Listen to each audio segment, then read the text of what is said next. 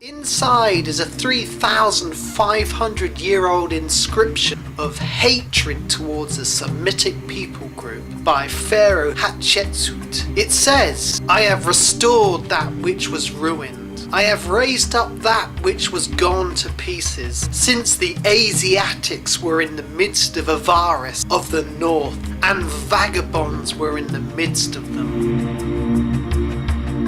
Who were these Asiatics and vagabonds? We know from the Bible that Semitic people were often considered as an abomination to Egyptians. So is this them?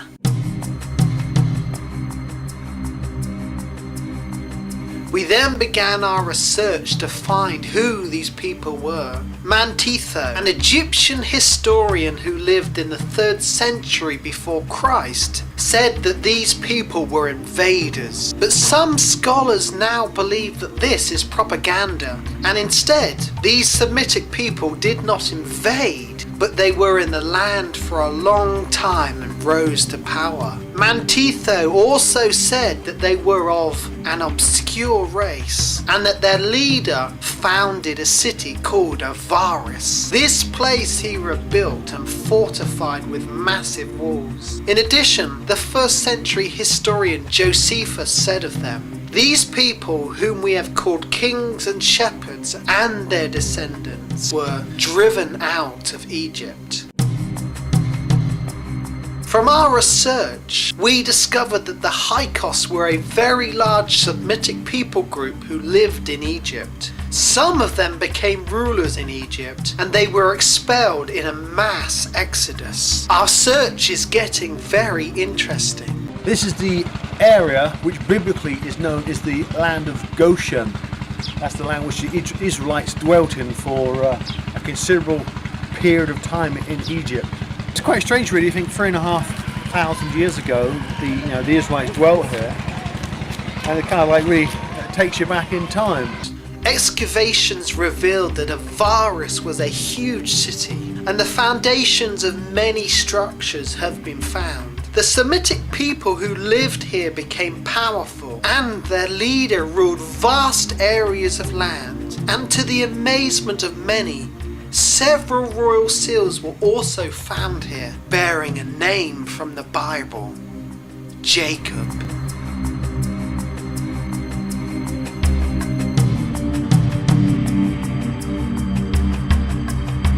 But finally, these Semitic people were hated by the Egyptians and were forced to leave the country in one mass exodus. These were a Semitic people group who ruled the north of Egypt. Josephus, the great 1st century historian, made the link between the Hyksos people, the foreign rulers, and the people of Israel. Some people have said, we have Semitic people, we have the name Jacob, we have rulers, and we have an expulsion or an exodus. Is this actually the evidence for the Hebrews? And also, they've wondered, some have considered that they may have even dug up the tomb of Joseph very near this area.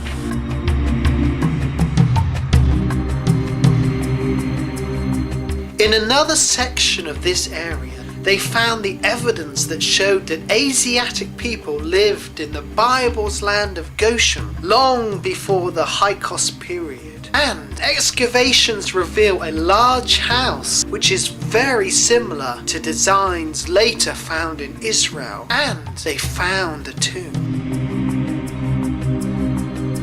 Inside the tomb was the head of a broken statue of a Semitic leader who had made it into high Egyptian office. He was painted with light skin, coloured hair, and his coat was multicolored. In the land of Goshen, we have found that there is huge amounts of evidence for Semitic people living in the land, just as the Bible suggests. And now our journey continues as we search for a depiction of the Hebrew slaves themselves.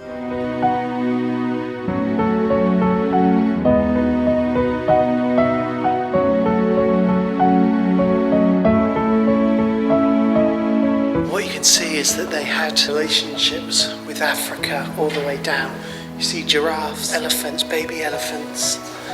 And I'm looking for the slaves that some people think are the Jewish slaves. Our aim was to find the key to understand how the chief artist of this tomb portrayed Semitic people. This artist gave Egyptians thick, dark hair, as well as Africans in traditional clothes. It was then that we got our breakthrough. We found a depiction of some Semitic people paying tribute. These visitors from Syria gave us the clue that we were looking for.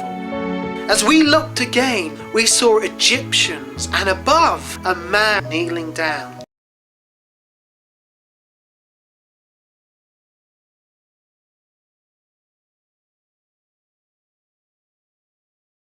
Then, mirroring the Bible, we found a man making bricks. Carrying water was another man, and there was another with similar features.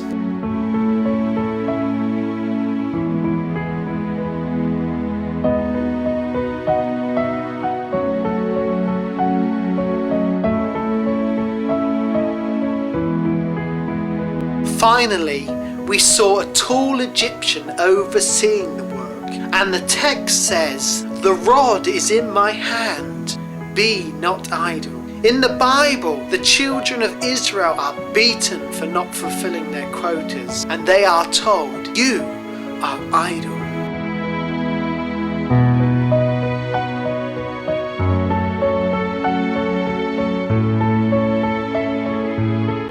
The bricks they made are still made and used in the same way. Mud is mixed with water, and then both are mixed with chopped straw. And the point of the straw is not only that it binds the brick, but that it prevents the mud from sticking to the builder's hand and the mold from sticking to the ground. So you can see that when the Egyptians refused to supply straw any longer, and yet the Israelites had to supply the same number of bricks, that their work would have taken them more than twice as long. And this was an irritating hardship. And when that type of petty persecution turned to real oppression, then in the end the Israelites rebelled and fled.